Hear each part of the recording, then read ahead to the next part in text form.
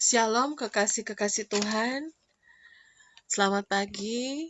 Pagi ini sebelum kita mendengarkan renungan pagi, mari kita bersatu di dalam doa.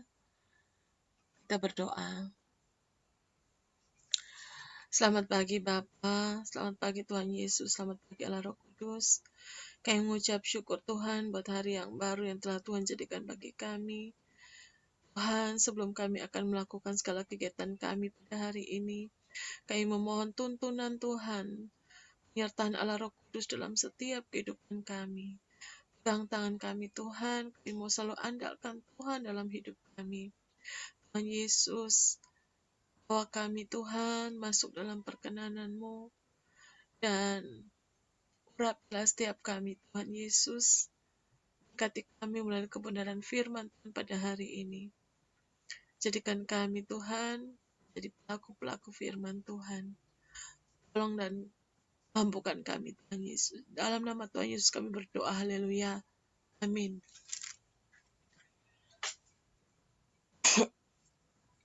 Selamat pagi saudara.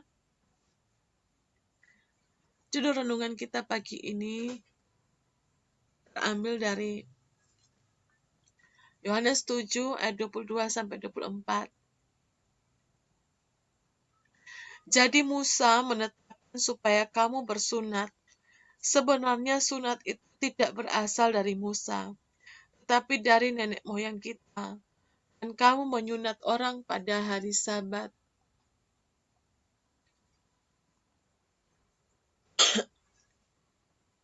Jikalau seorang menerima sunat pada hari Sabat, supaya jangan melanggar hukum Musa, mengapa kamu marah kepadaku?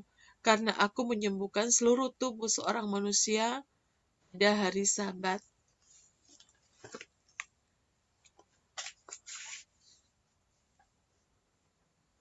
Saudara yang dikasihi Tuhan, Yesus menekankan bahwa anjuran untuk bersunat yang diperintahkan Musa kepada orang Israel bukanlah peraturan manusia, Musa, tetapi sudah ada dari nenek moyang mereka. Dalam hal ini Allah yang memerintahkan kepada Abraham agar keturunannya yang laki-laki harus disunat. Ya, kita lihat di dalam Kejadian 17 ayat 19 sampai 14.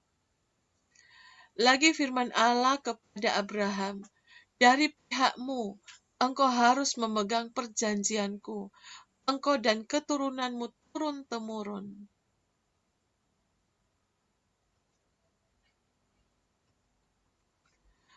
Inilah perjanjianku yang harus kamu pegang, perjanjian antara aku dan kamu serta keturunanmu, yaitu setiap laki-laki di antara kamu harus disunat, haruslah dikerat kulit katanmu, dan itulah yang akan menjadi tanda perjanjian antara aku dan kamu.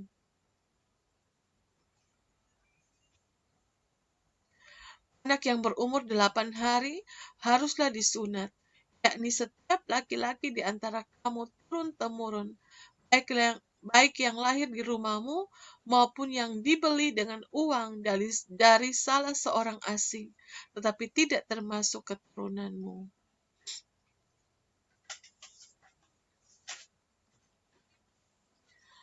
Orang yang lahir di rumahmu dan orang yang engkau beli dengan uang harus disunat. Maka dalam dagingmu lah perjanjianku itu menjadi perjanjian yang kekal. Dan orang yang tidak disunat, yakni laki-laki yang tidak dikerat kulit katannya, maka orang itu harus dilenyapkan dari antara orang-orang sebangsanya. Dia telah mengingkari perjanjianku. Saudara, mereka menyunat orang pada hari Sabat, dan itu tidak salah, karena ada perintah Allah. Bukankah menolong orang juga adalah perintah Allah? Saudara, malah lebih penting lagi. Pertanyaannya, kenapa Yesus disalahkan? Seperti orang banyak yang menentang Yesus saat itu, sampai sekarang masih juga kita temukan ada orang-orang yang menganggap diri mereka lebih mengerti firman Allah dan merasa lebih benar daripada orang lain. Padahal mereka tidak mengerti bahwa sebenarnya mereka pun melakukan banyak kesalahan. Saudara yang dikasihi Tuhan, bahkan mungkin kesalahan dan dosa mereka lebih besar. Kita lihat di dalam Matius 7 ayat 3 dan Lukas 6 ayat 41. Mengapakah engkau melihat selumbar di mata saudaramu, sedangkan balok di dalam matamu tidak engkau ketahui? Saudara, di dalam ayat yang ke-24 dari pasal 7 ini Yohanes dikatakan bahwa janganlah menghakimi menurut apa yang nampak, tapi hakimilah dengan adil. Saudara yang dikasihi Tuhan, Yesus mengkritik dasar penghakiman mereka karena mereka telah menghakimi dengan cara yang salah dan tidak adil. Bahkan di dalam firman Tuhan dikatakan bahwa kita tidak berhak untuk menghakimi sesama kita. Jika ada saudara yang masih mempunyai kebiasaan suka menghakimi orang lain, maka mintalah ampun kepada Tuhan dan belajar untuk mengintrospeksi diri Anda sendiri. Saudara, Alkitab katakan bahwa mengapakah engkau melihat selumbar di mata saudaramu, sedangkan balok di dalam matamu sendiri tidak engkau ketahui. Mari saudara, firman Tuhan datang kepada kita untuk kita tidak menghakimi, sebab penghakiman itu adalah miliknya Tuhan. Jangan kita menghakimi menurut apa yang nampak, tapi hakimilah dengan adil. Jadi kita juga mau sama-sama introspeksi. Kita pun juga tidak luput dari kesalahan. Saling mengoreksi diri kita masing-masing. Kita juga tidak luput dari segala kesalahan. Karena itu saudara, firman Tuhan pagi ini, marilah kita tidak menghakimi sesama kita, melainkan tetapi hakimilah dengan adil. Solideo Gloria, mari kita bersatu di dalam doa. Allah Bapa kami dalam kerajaan surga, pagi ini Tuhan kami mau berdoa bagi setiap acara, kegiatan ibadah, doa di gereja, agar semua orang yang mengikuti tidak sekedar ikut-ikutan, tapi sungguh mengerti artinya berdoa, beribadah, akan berpuasa yang berkenan dan dikehendaki oleh Tuhan. Kami juga berdoa Tuhan bagi setiap orang-orang yang kami kenal, saudara bisa sebutkan namanya, yang baru menerima Engkau, Tuhan Yesus, agar mereka tetap setia, walaupun banyak tantangan yang mereka alami. Tuhan, kami juga berdoa untuk setiap kekasih-kekasih Tuhan yang mengikuti doa pada pagi ini, Tuhan Yesus, yang sedang menghadapi persoalan masalah, baik kecil ataupun besar, untuk tetap mengandalkan Tuhan, tetap percaya kepada Tuhan, bahwa Tuhan sanggup untuk buka jalan, Tuhan sanggup untuk memberikan pertolongan. Kami juga berdoa untuk mereka yang saat ini sedang khawatir, cemas, takut. Tuhan melawat mereka, hidup mereka, Tuhan diberikan damai sejahtera, berikan sukacita, Tuhan memberikan kekuatan yang baru, yang putus asa, mereka mendapatkan kekuatan yang baru, ada pengharapan yang baru. Yang saat ini sedang mengalami kekecewaan, Tuhan balut hati mereka, kekecewaan mereka, Tuhan. Ganti dengan ucapan syukur, ganti dengan sukacita, ganti dengan damai sejahtera. Kami juga berdoa Tuhan untuk mereka yang saat ini studi kuliah, berkati. Mereka yang saat ini sedang kesulitan pembiayaan studi kuliah mereka, Tuhan buka jalan dan Tuhan berkati. Untuk mereka yang saat ini sedang sakit, Tuhan jamah mereka, Tuhan.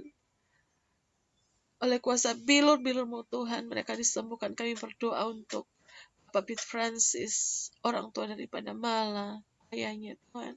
Tuhan jamah, Tuhan memulihkan kesehatan mereka.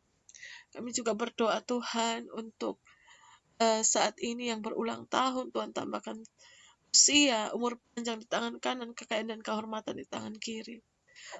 Untuk mereka yang saat ini sedang mengurus surat-surat, Tuhan, di dalam urusan kepangkatan mereka, dalam urusan promosi mereka, jabatan mereka, di dalam pengurusan Tuhan Yesus, rumah mereka, supaya diberikan kelancaran, kemudahan, pertemukan dengan orang-orang yang baik, orang-orang yang tepat, orang-orang yang diberikan kemurahan hati. Kami juga bawa dalam doa Tuhan untuk mereka yang saat ini sedang di dalam Tuhan, biarlah Tuhan jamah mereka, Tuhan berkati mereka supaya mereka melunasi hutang-hutang mereka. Kami juga berdoa Tuhan untuk saudara kami, orang tua kami, tetangga kami, pasangan kami yang belum percaya kepada Engkau, sudah bisa sebutkan namanya, supaya mereka diberikan Tuhan, mohon Tuhan anugerah kasih karunia Tuhan bagi mereka untuk mereka mendapatkan anugerah keselamatan. Dan kami juga berdoa Tuhan, Tuhan memberkati setiap usaha pekerjaan kekasih-kekasih Tuhan, rumah tangga mereka Tuhan Kau berkati orang tua, anak, suami, istri mereka masing-masing, Tuhan memberkati dalam nama Yesus. Pekerjaan mereka, usaha mereka diberkati Tuhan. Dan kami berdoa Tuhan untuk bangsa negara kami.